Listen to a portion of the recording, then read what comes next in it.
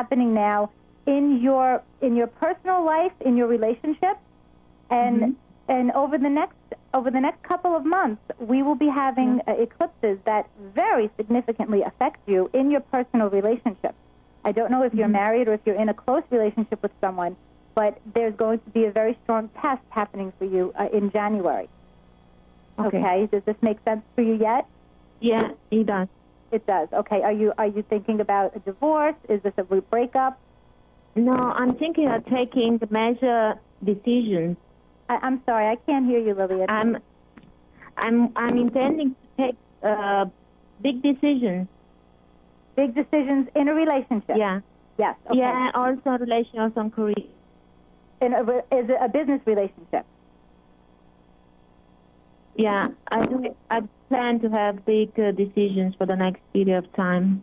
Now, Lillian, she's trying to ask you about two separate things. So, on one side, she's asking you whether you are having a major decision in your private life, and if you are making also decisions in your career in the same time, but she's pointing towards your decision in your private life. Is there a major change in your private life? I personally think it's going to happen till January. Is there anybody in your life now that you want to kind of let go and free yourself from? No, I don't have any friendship with anyone. No, not anything. Okay. No. So then, if this is not a release of a relationship, then we are talking about a business partnership. I see a woman who potentially can come into your life around the eclipse around January 26th.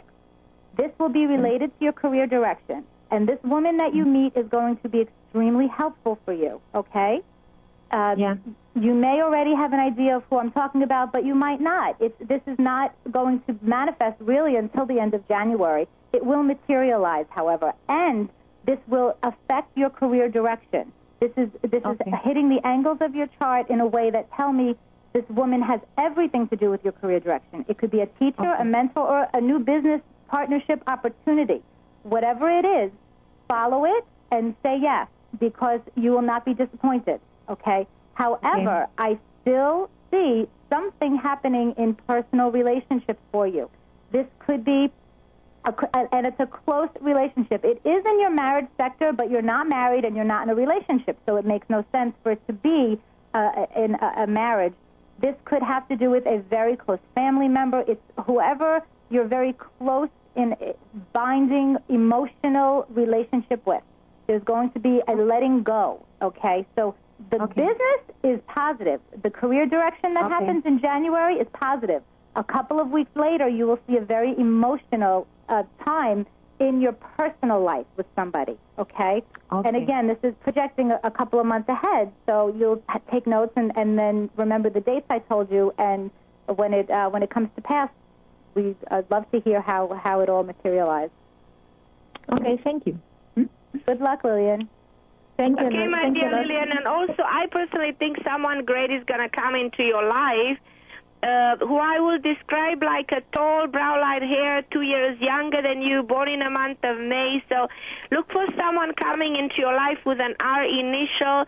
So do you have a surprise in your private life, too, that looks very positive according to numerology? You're still at the beginning of a cycle, so something will continue to work for you in a frame of another 10 months, bringing you someone new into your life who I really think you'll be very happy with.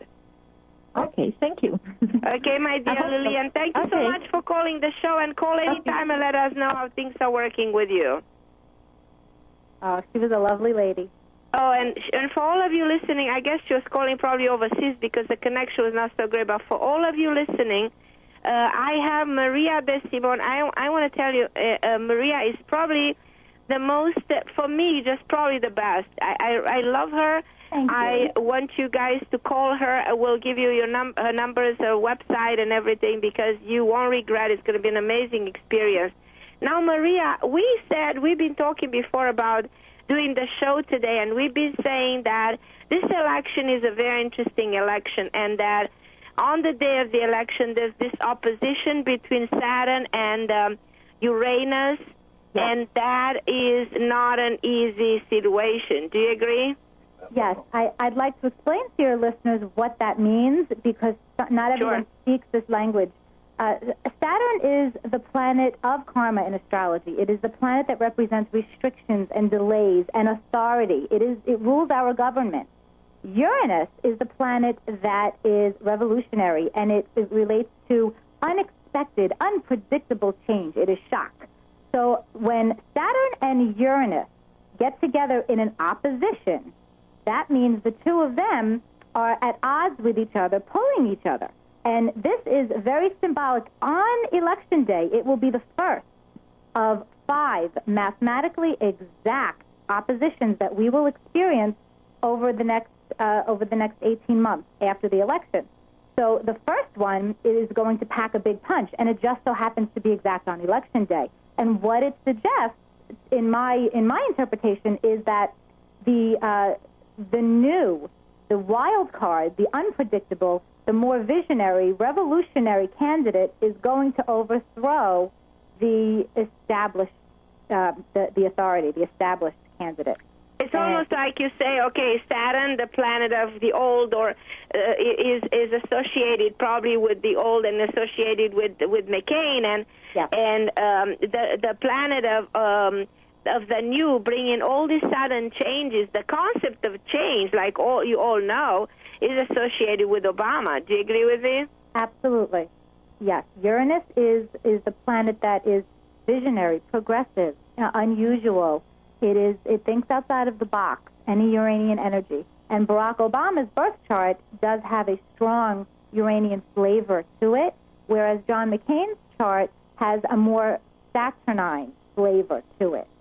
So you could see when you look at the birth charts that McCain is the more traditional Saturn, and Obama is the more Uranian of the candidates. And as far as I also know that Uranus is the planet of the era we're living in, because now we're in transition to Aquarius. We can consider ourselves already in Aquarius, can we? Yes, I think so. And this planet is the planet ruling this time of evolution. Now, for all of you who don't understand what this really means, is associated with the era of 11, the era of enlightenment. So moving for 2,000 years in the era of Pisces, 12 into the era of 11. And interestingly enough, Maria, if you look numerologically, Obama is an 11, so is McCain. Mm-hmm. So they even here. So here they also in opposition. But even more interesting, Joe Biden is an 11, Michelle Obama is an 11, which means that there's a lot of 11 in Obama's, camp. Yeah. And Palin is a number 6, the same numerology like George Bush, which I found is so interesting, but she's born on a day of 11. Also, Obama has, I think, an Aquarian ascendant. Am I right? Yes. He has Jupiter in Aquarius, and he has an Aquarian ascendant. And when we talk about later on why I think he will be ultimately the winner, it has a lot to do with the degree of his ascendant, the angles of his chart, and his Jupiter. There's a significant energy happening on his Aquarius ascendant and Jupiter around the time of the election and inauguration. So that's fascinating, So bottom line, for people looking at their charts, and trying to interpret on their own, though you always need the help of someone who's a professional and can help you actually understand what's happening in your chart, they always should look at the Jupiter in their chart. Isn't that true? Well, Jupiter is the planet of expansion, abundance, and it's your lucky point in your birth chart. We all have a lucky break somewhere, and Jupiter is it.